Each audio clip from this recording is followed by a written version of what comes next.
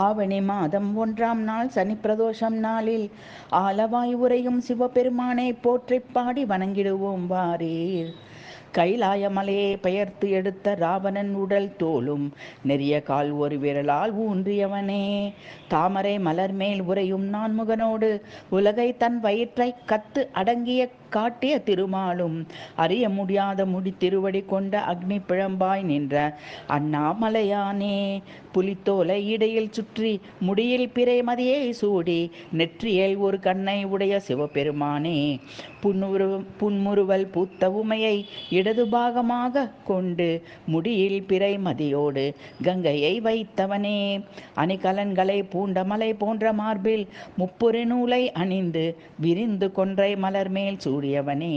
இடப வாகனத்தில் அன்னையோடு காட்சி தரும் உன்னை பிரதோஷ நேரத்தில் பூஜிக்கிறேன், ரட்சித்திடு.